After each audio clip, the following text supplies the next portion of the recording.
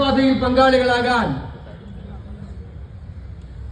ഈ ഏറ്റവും ഒടുവിലത്തെ ബഡ്ജറ്റിൽ പോലും അവസരം കൊടുക്കാൻ തയ്യാറാകാത്തതാണ് നിർമ്മലാ സീതാരാമൻ അവതരിപ്പിച്ച ബഡ്ജറ്റ്.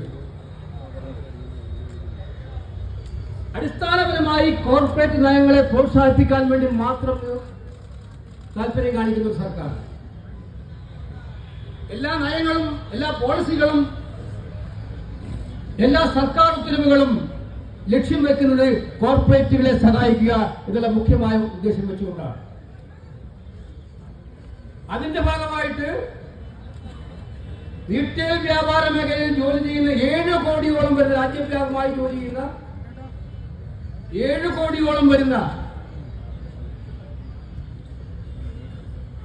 സഹോദരന്മാരുടെ പ്രശ്നങ്ങൾക്ക് പരിഹാരം കാണുന്നതിന് വേണ്ടിയിട്ടുള്ള ഒരു നയപരിപാടികളും സർക്കാരിന്റെ ഭാഗത്തില്ല എന്ന് മാത്രമല്ല, അവരെ ബുദ്ധിമുട്ടിക്കുന്ന, ദ്രോഹിപ്പിക്കുന്ന ഒരുപാട് പ്രവർത്തനങ്ങളാണ് നടന്നുകൊണ്ടിരിക്കുന്നത്. നിങ്ങൾക്കറിയാം, കഴിഞ്ഞ ഒരു വർഷം മാത്രം GSTയിലെ അപാകതകൾ, ഓൺലൈൻ വ്യാപാരം,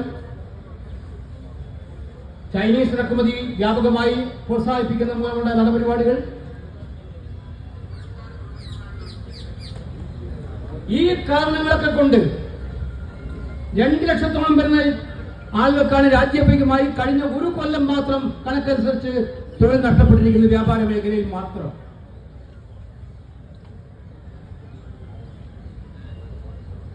സാധാരണഗതിയിൽ GST ഏർപ്പെടുത്തിയത് നികുതികൾ പരിഷ്കരിച്ചുകൊണ്ട്, ലഘൂകരിച്ചുകൊണ്ട്,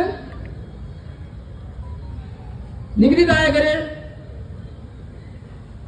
ടാക്സ് ഫ്രണ്ട്ലിയാക്കി മാറ്റിയെടുത്തുകൊണ്ട് വ്യാപാരവും വ്യവസായവും ഒക്കെ പോഷിപ്പിക്കാൻ വേണ്ടിയിട്ടുള്ള നയമായിട്ടായിരുന്നു. പക്ഷെ വ്യാപാര മേഖല നിങ്ങൾക്കറിയാം, GST ഇംപ്ലിമെന്റേഷൻ ഏറ്റവും ഒടുവിൽ ഇവിടെ രാജു സൂചിപ്പിക്കുകയുണ്ടായി. വാടകയുടെ കാര്യത്തിൽ ഉണ്ടായിരിക്കുന്ന ഇതിൽ കുറെ ഇളവുകൾ വരുത്താൻ ശ്രമിച്ചു. പക്ഷെ പൂർണ്ണമായി ഇപ്പോഴും ആ കാര്യത്തിൽ എന്തൊരു വിചിത്രമായിട്ട് ഉത്തരവായിരുന്നു. വാടക കൊടുത്താൽ വാടകയ്ക്ക് വാങ്ങിച്ച് വ്യാപാരം നടത്തുന്ന കടയുടമ 18% GST കൊടുക്കണം എന്നുള്ളത്. നമ്മളൊക്കെ എല്ലാ ഭാഗത്തും സഞ്ചരിക്കുമ്പോൾ കച്ചവടക്കാർ, ഇൻക്ലൂഡിങ് സാധാരണക്കാരായ റെസ്റ്റോറന്റ് ഉടമകൾ പറയുകയാണ്, ഞങ്ങൾക്ക് കടത്തിക്കൊണ്ടു പോകാൻ പറ്റില്ല മാറ്റമുണ്ടാക്കിയില്ലെങ്കിൽ. ഇതെന്തൊരു നികുതി സമ്പ്രദായമാണ്.